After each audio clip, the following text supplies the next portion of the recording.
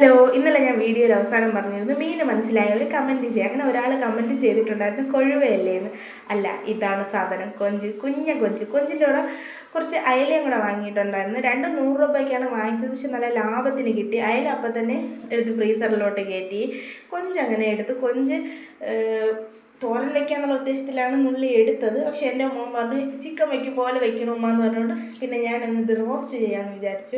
അവനാണെങ്കിൽ ഒരേ സംശയമുണ്ട്, ഇത് എന്ത് ചെയ്യണം, ഇത് എങ്ങനെയാണെന്നൊക്കെയുള്ള കാര്യങ്ങൾ, വെള്ളത്തിൽ കിടക്കണം, അതെങ്ങനെ, കരയിൽ വരുമ്പോൾ ജീവിക്കണം, ഇങ്ങനെയൊക്കെ ഒരേ സംശയങ്ങളായിരുന്നു. അങ്ങനെ എല്ലാം തീർത്ത് കൊടുത്ത് ഞാനിത് നുള്ളി വന്നപ്പോഴത്തേക്ക് ഒരു വഴിയായി. ഞാനൊരു ടിപ്പ് പറഞ്ഞുതരാം. ഈ കൊഞ്ചിൻ്റെ വേസ്റ്റ് നമ്മളിങ്ങനെ തന്നെ കൊണ്ട് കൊട്ടിക്കളയരുത്. അത് ഭയങ്കര സ്മെല്ലായിരിക്കും. 2 ദിവസം വെള്ളം പോലും കുടിക്കാൻ പറ്റത്തില്ല.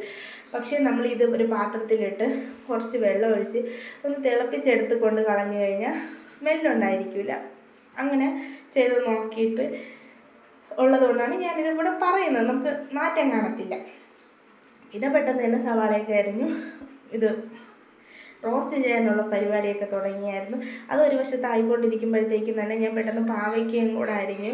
പാവയ്ക്ക കുഞ്ഞും പാവയ്ക്കയാണ്, വീട്ടിലുണ്ടായതാണെന്ന് തോന്നുന്നു. അത്യാവശ്യം കയ്പും ഉണ്ടായിരുന്നു. പക്ഷേ നല്ല ടേസ്റ്റാണിത്.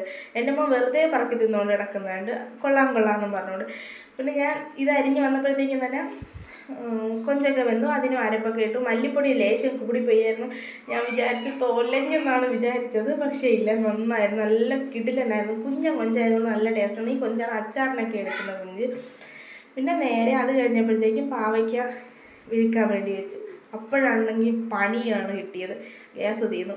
മനുഷ്യനാണെങ്കിൽ വിശന്ന് പണ്ടാരടങ്ങിയിരിക്കുന്നത്. എന്തെങ്കിലും കാട്ടിക്കൂട്ടിയിട്ട് എവിടെയെങ്കിലും പോയി ഇരുന്നാൽ മതി എന്നുള്ള അവസ്ഥയല്ല. സമയം ഏകദേശം 4 മണിയോളം ആവാറായി. പിന്നെ ഗ്യാസൊക്കെ ഫിറ്റ് ചെയ്ത് പെട്ടെന്ന് തന്നെ വിഴുക്ക് വരട്ടി. വിഴുക്കിന് വെച്ചിട്ട് തന്നെ അവിടെയൊക്കെ തുടച്ചൊന്ന് വൃത്തിയാക്കി. കുറച്ച് പാത്രങ്ങളുണ്ടായിരുന്നു, അതും കഴുകി വെച്ചു. അപ്പോൾ പിന്നെ നമ്മൾ വിഴുക്കായ പിന്നെ ഉടനെ പോയി ചോറ് തിന്നാലോ. അങ്ങനെ പാത്രമൊക്കെ കഴുകി വിഴുക്കും ആയതിന് ശേഷം കുറച്ച് ചോറ്, പിള്ളേർക്കും ചോറ് ഇത് കൊഞ്ച് കൊടുക്കാത്തത് കൊണ്ട് തന്നെ അവർക്ക് വേറെ സാമ്പാറൊക്കെ കൂട്ടി ചോറ് കൊടുത്തു. അപ്പോൾ ഞാൻ മാത്രമേ ഉള്ളായിരുന്നു എന്നെ കഴിക്കാൻ വേണ്ടിയിട്ട്.